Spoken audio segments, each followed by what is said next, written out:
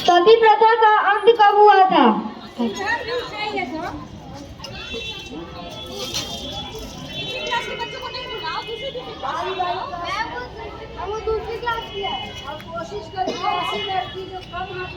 कभी नहीं आती ना ना, हाँ वो बाल मंच पर वही बच्चे आए, प्रत्येक दिन एक बच्चे नहीं।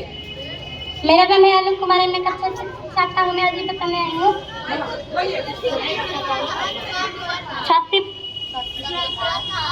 सती प्रथा के अंत कब हुआ था? 2 अक्टूबर 1827 में। क्या सही है? वही तो। क्या सही है? आखिरी पढ़ी, मैं कक्षा 6 की छात्रा हूँ। मैं आज ये बताने सती प्रथा का अंत कब हुआ था? 4 दिसंबर 1829 में। क्या ये सही है ना? 4 दिसंबर, अभी पढ़ने करना।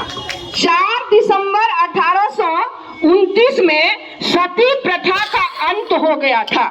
बच्चे सुनेंगे, ये सती प्रथा क्या है? ये हमारे समाज की कुरीति थी। ये क्या थी? कुरीति। क्या कोई गंदी चीज अगर परंपरा से आ रहा है उसको क्या अंत होना चाहिए? नहीं था। क्या कि इसमें कि अगर पुरुष मर जाते थे, पुरुष की किसी स्त्री के पति डेथ कर जाते थे, तो उसके साथ उसके लाश पर जो है उसकी पत्नी जिंदा, बताओ, जिंदा पत्नी को जबरदस्ती और उस पर जला दिया जाता था। क्या ये अच्छी बात है?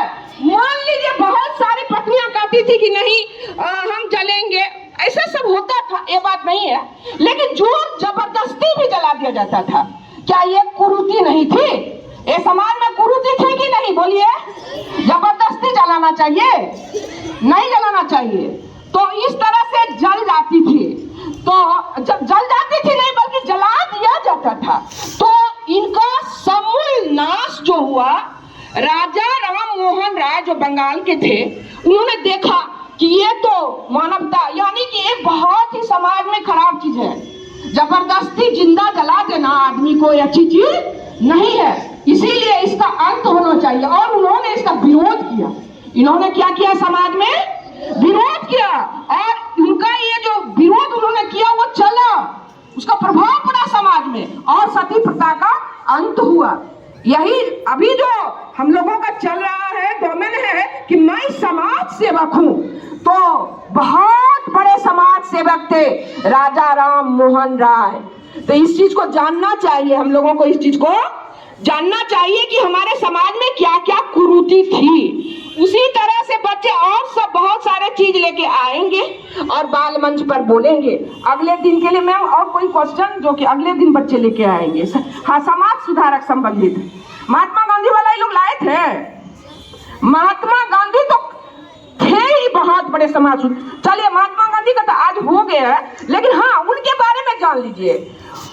चूंकि आजादी से पहले की हम बात कर रहे हैं, उस समय हमारे देश में छुआछूत बहुत थी, चरम पर थी।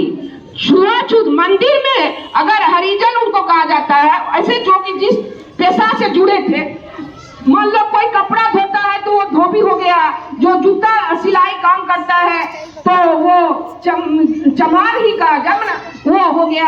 इस तरह से जो ताड़ी बेचता है वो पासी हो गया। तो इस तरह से समाज में एक ही काम के आधार पर बांटा गया था। तो वो लोग जो इस तरह का काम करते थे वो मंदिरों में नहीं जा पाते थे, क्योंकि जो सवर्ण थे उनका वो विरोध करते थे कि मंदिर अछूत हो गया, जो अछूत से छूट गया। उसके बाद कुआं में पानी नहीं भरना है, तो ये मानवता के साथ होनी चाहिए। बोलिए, क्योंकि सबके शरीर में एक तरह का खून बहता है ना।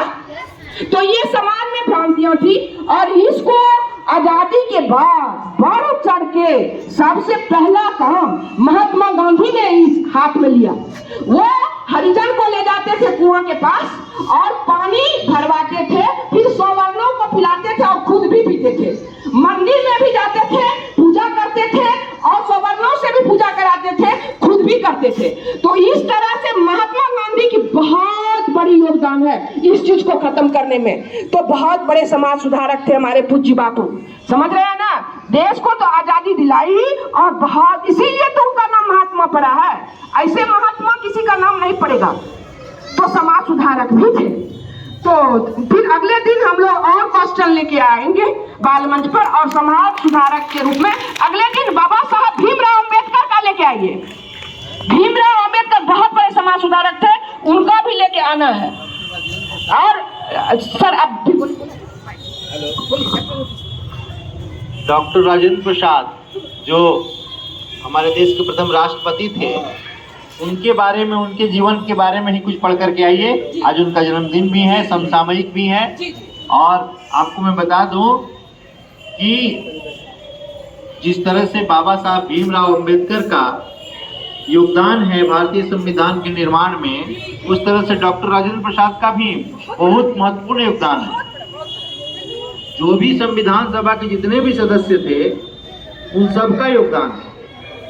तो डॉक्टर राजेंद्र प्रसाद की भी भूमिकाओं को आप लोग पढ़ करके आए, जहाँ से भी आपको मिलता है खोज करके, पढ़ करके, समझ करके आए। और डॉक्टर राजेंद्र प्रसाद के बारे में यहाँ पर हम लोग बात करेंगे। ठीक है, धन्यवाद। सर नहीं सर, आज